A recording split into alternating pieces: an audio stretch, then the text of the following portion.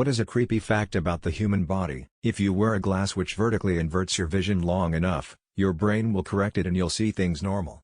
But when you take those glasses off, everything will look upside down again until brain recalibrates again. Bodies will move as they're coming out of rigor. I've been bumped by a few, I'm a coroner. Bodies can also make sounds as the remaining air/gas leaves. 2 a.m. in the morgue and I thought I was in Call of Duty Zombies. We don't just have one anal sphincter. When poo comes along it passes another inner sphincter which is under voluntary control. Meaning you can do ooh with your outer sphincter, but not the inner one. You tried, that's okay, sensory cells can detect whether you're about to pass gas or solid. From toddler age on, you can decide to go or not to go. If the time isn't right, for example at a friend's house or no toilet nearby, the inner sphincter can push the poo back and store it there for later. That's why sometimes if you need to do a number 2 but don't go, the urge goes away after about 20 minutes later. But seriously, go if you can. Constipation risk. Gas can't be pushed back so easily, so we sometimes toot by accident when moving or engaging the core. Now what about liquid? It doesn't seem to know liquid. So we play Russian Charlotte. The front of your tongue is curious, constantly patrolling, and autonomous. It chases the dentist around your mouth and you aren't even aware of it. So embarrassing and weird/creepy, the intestines are covered by a double fleece of peritoneum. See it like a blanket. When your intestines get damaged for whatever reason, this blanket starts moving out of itself and crawling upwards towards the place which has the injury. It will stay there until the injury is recovered. And then move on again. Maybe not the most creepy fact, but definitely interesting in my opinion. When you get laser tattoo removal the ink doesn't disappear, you pee it out. Your body's immune system breaks down the pigments of ink and it flows in your bloodstream, gets processed through your kidneys, then you pee out the ink. The liver can grow parts of itself back. If you get a splinter or foreign object stuck in your skin you can hold a flashlight against your skin and shine the light through your flesh, and the foreign object will be a dark spot. Light actually passes through our flesh quite well.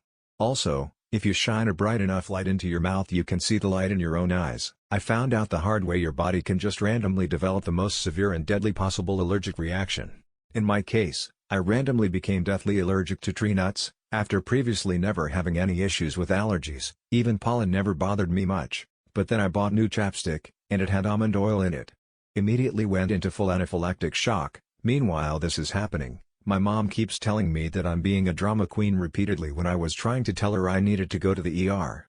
My throat was closing faster than my face was getting swollen so she didn't believe me. And then I almost died in less than 15 minutes. Was in the trauma center for 10 hours before being moved to the ICU on life support for 4 days. At least I heard a doctor scream at her for calling me a drama queen and refusing to bring me to the hospital or call 911. I still remember him screaming at her, if you had gotten here even just 30 seconds later we'd be having a different conversation right now about funerals. Your intestines know what shape they're supposed to be in, and can move themselves, which means gut surgeons can just stuff them back into you when they're done and they'll sort themselves out. You can grow tumors with hair, teeth, and eyes but no heart or brain. I've had 2 of those. The one I had removed when I was 18 was full of different bits of bone and hair and teeth, and when it grew back at 29 it was half hair, half sebum. Why? Why would you put that emoji in that comment? The tumor wrote this. People keep saying your brain in these comments. I think one of the creepiest things is that you are the brain and the brain is you, but for some reason we brains really don't like to acknowledge this. The brain contains so much information about itself or some of our bodily needs that it decides to keep from us, well, itself. In response, the brain can undergo analysis to theorize how itself works. In other words, the brain might very well know how itself works, it just keeps that information from itself, but it has the curiosity to not only ask how itself works but for some people a drive to discover how it all functions. The inside of your cheek and your rectum are lined by the same type of tissue. Go ahead. Feel. Cheek first preferably. Food that was consumed can sometimes take up to 5 days to fully pass through your intestines into your colon. So when people say that you are full of shiz, they ain't lying. Yep.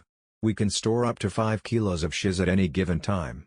I definitely know some holes that store way more than that. There is an urban myth that your fingernails continue to grow after death, which is supposed to explain why dead bodies often appear to have long nails.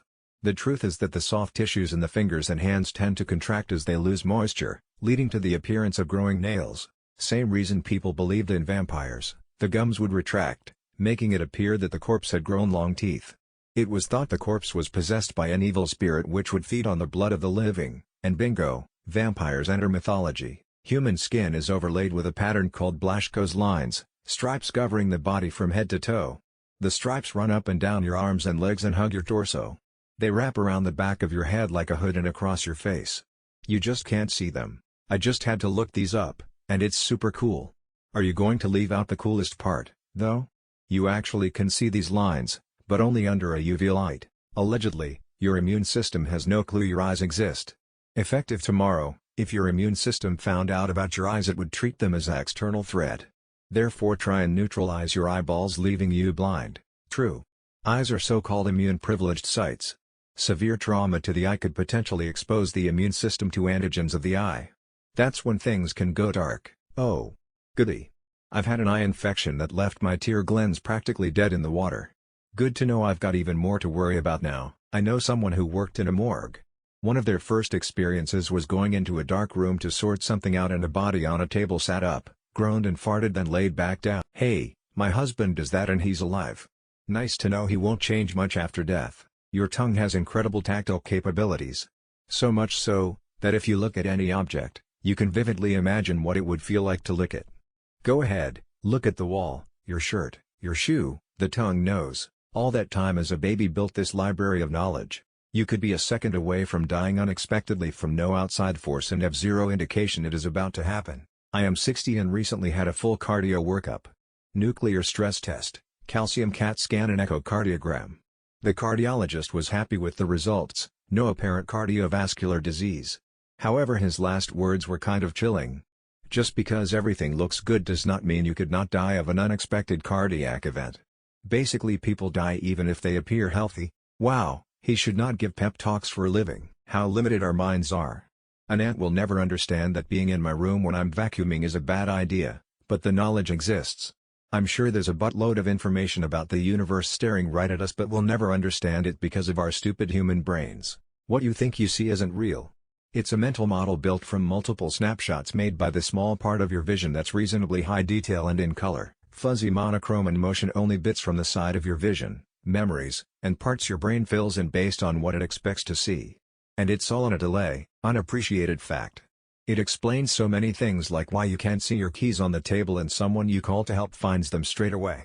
The brain then continues to make excuses to fool you that what you are seeing is 100% real in real time to keep up the illusion. The fact that the placebo effect even exists suggests that the brain does have some capacity to force the body to resolve diseases, and this has never been fully explained.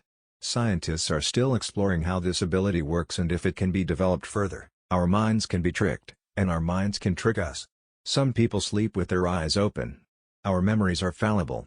If you remember something from 10+ years ago, the events in your mind are likely changed. You might remember a couple things properly, but our memories are almost never 100% accurate. On top of that, we usually don't remember the unimportant stuff. Our dreams are a product of our subconscious, from any memory, especially recent ones. There was a hot air balloon photo experiment. Basically, they showed a bunch of people, false childhood photos of them in an air balloon. About half of them suddenly remembered being on an air balloon, when they actually never did before. It demonstrated how easily people's memory can be manipulated, and how faulty memories can be. When you die, your hearing is the last to go. So imagine you die in a fire or in a war or something, and the last thing you hear is like screaming and chaos. Nope. Don't like this one. Or when you die in your bed, the last thing you hear is your family telling you they love you. Or squabbling over your will. Sorta depends on the family. A female baby is born with all the eggs she will ever have. The egg cell that made you was temporarily inside your grandmother before your mother was born. Maybe not creepy, but I think it's weird that some studies found that your body knows what you are going to decide to do before you actually decide to do it. So they found the muscles would get ready to do something, say press a certain button, before the person consciously decides to do it. Or your leg muscles will get ready before you make the decision to walk. So when we think we are making a certain choice, our body actually already knew what we are going to do. Me stopping myself from taking a sip of water to assert dominance over myself. The following are all true.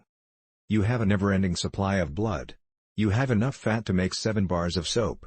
You have enough iron in your body to make a 3-inch nail. You have enough carbon in your body to make 900 pencils.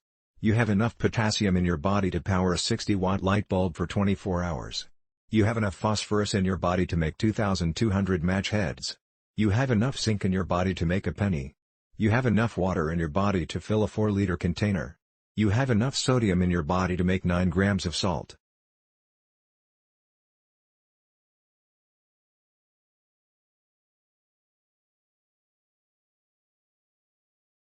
Nightmares are the brain's best attempt at encoding your memories as you sleep. The more emotionally traumatic or scary, the more focus goes into encoding. Or so a sleep documentary I watched once said. The fact that our chromosomes can never truly and perfectly replicate themselves.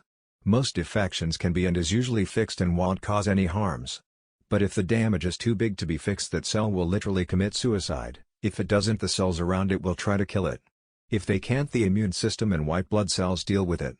But if a defected cell survives all 3 of these countermeasures, it will start to rapidly replicate and replicate. This is how a tumor forms and how we get cancer. Cancer won't stop growing until its host is dead.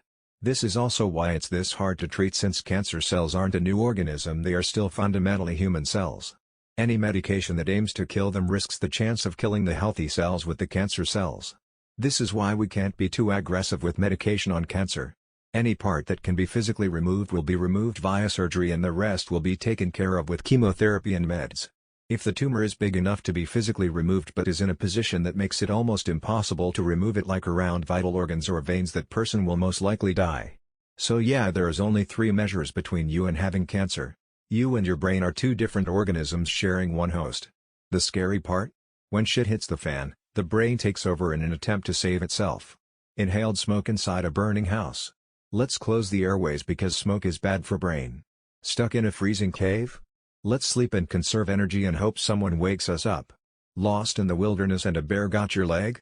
Let's crawl out to civilization anyway. Here, let me turn off the pain receptors. You might worsen your condition, but at least we'll live. Drowning? Let's shut down because brain hate water.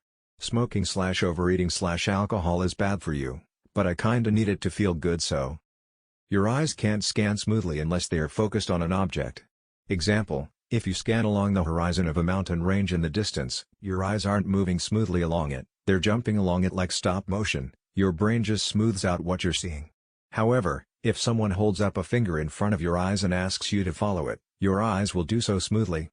Fun fact, the eyes/brain playing tricks on you thing is how magicians get away with a lot of sleight of hand. Human beings are a cesspool of bacteria, and when you die your body eats itself from the inside out. More bacteria than human cells in our bodies. I might also add that billions of bacteriophages, viruses, feed on the bacteria in your gut. It's a whole ecosystem in your gut. The pain you feel from a sunburn is your skin cells effectively killing themselves before they mutate into cancer. Nah, F that, I'm not going outside anymore. As a skin cancer survivor, good call. As my dermatologist says, I wish we stopped calling it sunburn and call it radiation burns instead. Folks might take more precautions. Incident number 1, I had a bad enough broken bone when I was 9 that it almost killed me. Apparently the marrow that makes blood can't exist in your bloodstream. Fun fact lol. Incident number 2, my orthopedic surgeon and my neurologist still don't have a good explanation as to how I have full range of motion in my legs, the ability to walk/run even. I've never seen a super smart guy like my neurologist just go, I don't really know. After I had broken my back and had nerve damage and partial paralysis in both legs. My neurologist says that sometimes cerebrospinal fluid can act as a bridge for major nerve damage, so maybe that. Otherwise? He wrote some published stuff about it that was more question than answer, haha. All I know is that when I get x-rays done or switch doctors, the response is, how did you walk in here? It visibly unsettles them. Like I'm playing a prank and my wheelchair is hidden somewhere, lol. I don't really care, if I'm being honest. It hurts a lot sometimes, and people get really weird sometimes when I remind them that I can't do some things, but, shrugs, I can walk, so it doesn't matter much to me. Long story short, sometimes your body can do some weird and creepy s that even the professionals go, eh? About lol.